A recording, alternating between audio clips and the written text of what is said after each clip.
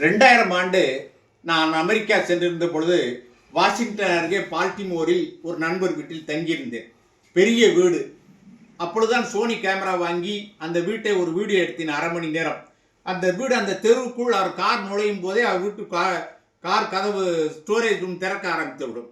அதே அப்படி தானியங்கி நடைமுறைகள் எத்தனையோ.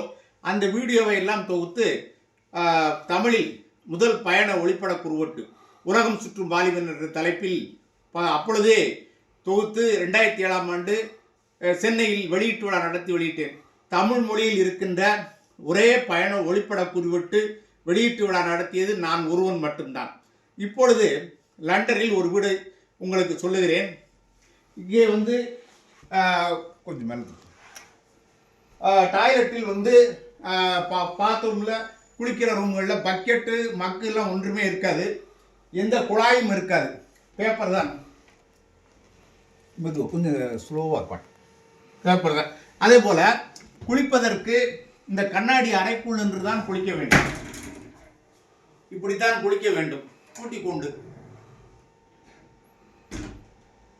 ஷவர் மூலமாக தான் குளிக்க வேண்டும். இங்கே வந்து பாருங்கள், எவ்வளோ பெரிய ஷவர் என்று பாருங்கள். இதெல்லாம் தண்ணீர் வெளியே சிந்தக்கூடாது. இங்கே விடுத்திருப்பார்கள். இதுதான் பொதுவாக குளிர் நாடுகள் எல்லா நாடுகளிலேயுமே கொஞ்சம் இருக்குது. குளிர் நாடுகள் எல்லா நாடுகளிலேயுமே இப்படித்தான் அமைப்பு இருக்கும். இது கொஞ்சம் பெரிய பாத்ரூம். இப்போ என் மகள் வீட்டில் தங்கியிருக்கிற சின்ன வீடு, அது சின்ன பாத்ரூம் தான். ஜப்பான் நாட்டில் நான் ஒரு வீட்டில் தங்கியிருந்தேன். குளியல் அறையில் இந்த கண்ணாடிக்குள் நின்று குளிக்க வேண்டும். குனிந்து காலுக்கு சோப்பு போட முடியாது. இப்படி நின்று உண்டே தான் சோப்பு போட வேண்டும். அப்படியெல்லாம் அயல் நாடுகள் பெரிய நாடுகள் இருந்தாலும் கூட இப்படிப்பட்ட சில நெருக்கடிகளும் இருக்கின்றன.